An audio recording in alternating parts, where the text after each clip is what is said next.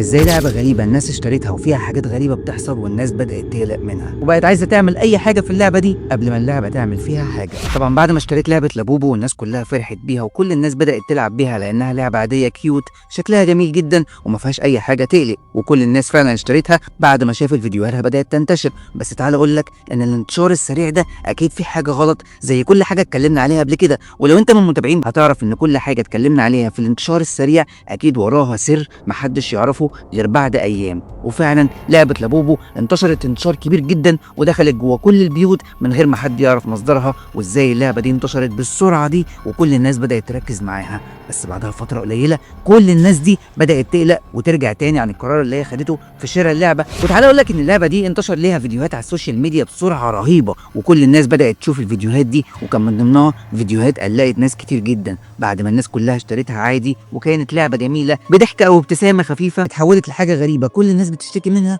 ومن الحاجات اللي بتعملها اللعبه دي، لان في ناس كتير اشتكت من حركه اللعبه دي فجاه من غير ما حد يحس بيها وبداوا يركزوا معاها اكتر وانها بتبقى في وضع معين وترجع تغير وضعها. وفي الاكتر من كده واللي جنن الناس انه في بعض الناس فعلا صورت فيديوهات اللعبه دي وهي بتعمل حاجات غريبه، والفيديوهات دي هوريها لك دلوقتي. لدرجه ان الناس بدات تقلق من اللعبه دي وفي بعض الناس منهم بدات تقطع اللعبه خالص، وفي ناس تانية قالت لا يا عم انا اقطعها ليه ويطلع لي حاجات منها، انا الاحسن من كده ان انا اجيب اللعبه دي وادفنها تحت الارض. وفعلا بعض الناس عملت الموضوع ده. طب ليه القلق من لعبه زي كده بعد ما كل الناس كانت شارياها على انها لعبه جميله وشكلها كيوت وحلوه، وبعد الفيديوهات اللي انتشرت على السوشيال ميديا كل الناس قالت انا مش عايزه اللعبه دي اصلا؟ فهل اللعبه ليها مصدر شرير او ليها علاقه برموز معينه ممكن تكون بتتوجه لنا، او في بعض الناس او المؤسسات عايزه تعمل حاجه معينه فبتدينا اللعب دي، ولا اللعبه دي محطوط جواها حاجه عشان تسيطر علينا سيطره تانية من نوع تاني زي ما في بعض الناس بتقول؟ فتعال نخش مع بعض في عالم اللابوبو. حلو عالم اللابوبو دي ونبدا نعرف اكتر عن تفاصيل الدميه دي اللي بدات تنتشر وكل الناس قلقت منها، وتعالى نحللها ونحلل شكلها ونعرف ايه اللي وراها بالظبط وليه كل الفيديوهات دي انتشرت عنها. بس طبعا قبل ما نكمل وندخل جوه الاحداث المهمه اوعى تكون نسيت تعمل متابعه لو لسه ما عملتش، وعايزين نفضل نشير كتير للفيديو ده عشان كل الناس تتابع اللي جاي. وسواء على القناه او على الصفحه عايزك تبقى مهتم جدا بالموضوع لان الفتره اللي جايه هنشوف حاجات احداثها غريبه جدا.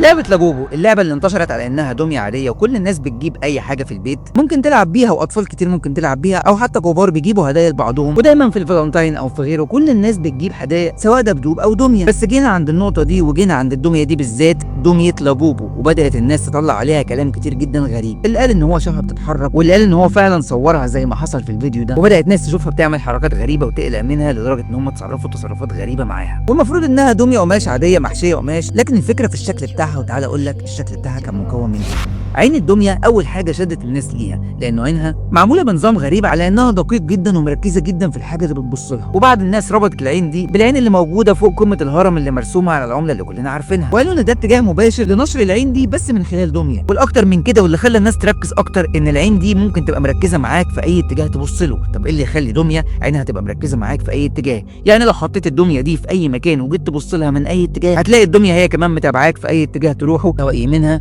او شمالها. وتاني اكتر حاجه شدت الناس هي الوان الدميه اللي انتشرت بيها. وطبعا هتيجي هنا تقول لي ايه المشكله في الوانها؟ ما كل اللعب بتنزل بالوان كتير عادي عشان تشد الاطفال. بس تعال اقول لك ان اللعبه دي ما انتشرتش غير بثلاث الوان مهمين، هو اللون الابيض والاسود والاحمر. ايوه زي ما انت افتكرت كده، ابيض واسود واحمر، الالوان دي احنا متعودين عليها وبنشوفها كتير وده في علم مصر. ايه ده؟ يعني هل علم مصر بيخوف؟ لا طبعا، علم مصر فخر لاي حد، ومش معنى كلامي انه علم مصر ممكن يكون يخوف او ممكن يكون فيه الوان غريبه لان الالوان دي ليها رموز معينه. وتعالى اقول لك على رموز الالوان دي، لانه هنا الابيض بيدل على النقاء والاسود بيدل على فترات الظلم او الغموض والاحمر بيدل على القوه والتضحيه. بس بما ان اللعبه دي ما انتشرتش غير بالثلاث الوان دول بس ومفيش اي الوان تانية ليها، ما لو هنيجي نقول انها بتتقدم للاطفال او عشان تشد كان هنحط من ضمنها الوان تانية كتير زي البيربل والاصفر وبقيه الالوان الجميله اللي ممكن بجد تشد العين. احنا عندنا الوان كتير قوي، لكن ليه الدميه دي تنتشر بالثلاث الوان دول بس؟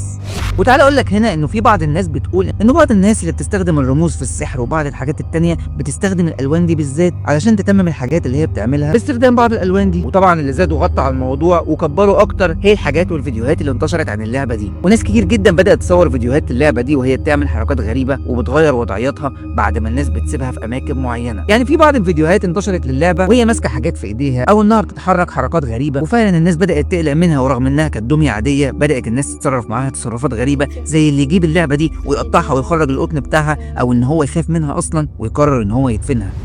او رابع حاجه في الموضوع هي ابتسامه الدميه. ابتسامه غريبه كل الناس ممكن تفكرها في الاول ابتسامه عاديه وكيوت وجميله من لعبه شكلها لا هو وحش ولا هو حلو، يعني من غير اي نظريات في الموضوع اللعبه فعلا شكلها مش حلو لدرجه ان اي حد ممكن يجيبها ويلعب بيها. اللعبه ممكن تخض الاطفال اصلا، انا شخصيا اتخضيت منها لما شفتها، بس مش عارف ليه التصميم الغريب ده ممكن يكون بيتباع والناس حبته قوي في الاول كده وانتشر الانتشار ده، رغم ان هي بجد دميه شكلها مش حلو. يعني الواحد دايما بيجري على لعبه شكلها جميل وبيروح يشتريها علشان شكلها عاجبه، لكن دي بالذات معرفش ايه اللي عاجبهم فيها. فالابتسامه بتاعتها تحس انها ابتسامه صفرة كده ومش نقيه ومش هاديه وممكن تهدي الاعصاب، لا دي ابتسامه ممكن تجيب توتر اصلا. بس اللي فات ده كوم واللي جاي كوم تاني، لانه بجد في حاجات اتقالت غريبه وممكن العقل ما يستوعبهاش، ومن ضمن الحاجات دي ان الناس قالت ان الدميه دي رمز للطاقه، وبعض الجهات بتستخدم الدميه دي عشان يتم شحنها عن طريق النظر ليها. ايوه زي ما بقول لك كده، وان الدميه دي سبب طاقه سلبيه موجوده جوه البيوت وبتتم شحن طاقتها دي من خلال نظر الانسان ليها او ابتسامته ليها عشان تعكس الطاقه السلبيه دي تاني على الشخص اللي بيبتسم لها. وطبعا تعالى اقول لك بعد ما اتقال الكلام ده تم ربطه بحاجات تانية كتير زي ما اتكلمنا فيها قبل كده، وموضوع ان في بعض الناس او المؤسسات اللي قصده تضغط عليك او تجيب لك حاجات معينه او افكار معينه، وزي ما بيجيبوا لك الافكار دي من خلال الفيديوهات او الافلام اللي بتتعرض لك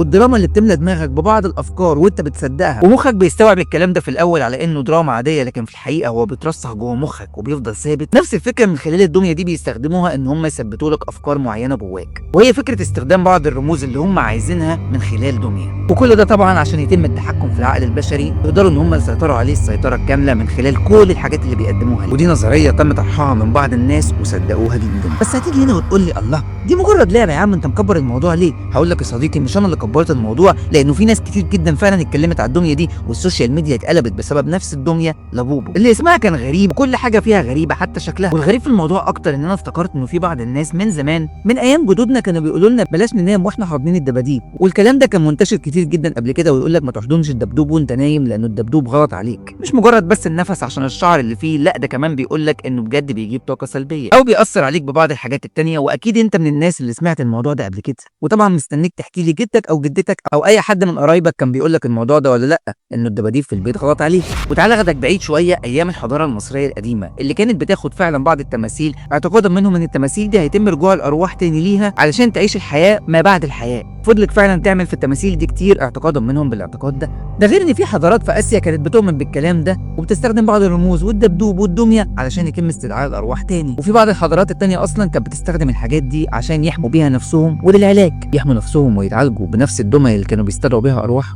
مالناش دعوه. يعني من الاخر كان في نظريه قديمه بتقول ان الدميه دي ممكن يسكنها بعض الحاجات الشريره، وعشان كده كان عليها كلام كتير، وانه في بعض الناس بتعمل حاجات زي كده ببعض الاعشاب والالوان. وطبعا نصيحتي هنا لاي حد انه ما يجربش اي تجارب زي كده نهائي، لان التجارب دي في الاخر بتعود عليك وعلى بيتك وعلى اهلك بالسلب وبتضر. ان كل الناس اللي بتستخدم الحاجات اللي زي كده اتاذت جدا هي واهلها، ومنهم اللي بقى يشوف حاجات غريبه ويسمع اصوات غريبه ويلاقي انوار بتنور لوحدها وتطفي لوحدها. وفي بعض الناس كانت بتدور على حاجات في اماكن معينه وتتاكد مليون في الميه ان الحاجه مش موجوده وتفضل تدور عليها وتيجي ترجع لنفس المكان تاني عشان تدور فيه، بس للاسف بتلاقي الحاجه موجوده مكانها، ورغم انها دورت في المكان ده قبل كده وما لقيتش الحاجه نهائي، بس المره دي لقيت الحاجه، يعني حاجات اختفت وظهرت فجاه لوحدها. وبعض الناس في الكومنتات هتقول ان الكلام ده حصل معاها فعلا، وفي ناس تانية بقت تتخيل بحاجات موجوده، وفي ناس فعلا اتاذت بسبب حاجات زي كده كتير، وناس تانية بقت تحلم بكوابيس وبتحس بطاقه سلبيه غريبه موجوده. وعشان كده النصيحه انه محدش يجرب اي حاجه من الحاجات دي ولا يسمع لاي حاجه بتقول اعمل الحاجات دي نهائي، لانه في الاخر اخرتها وحشه يا صديقي. حاول دايما تبقى مقرب من ربنا وتنسى اي حاجه وحشه من اللي الناس دي بتقول لك اعملها. وده اللي حصل بالظبط لمعظم الناس اللي اشترت لبوبو او بدات تلعب معاها او تحطها في اماكن معينه،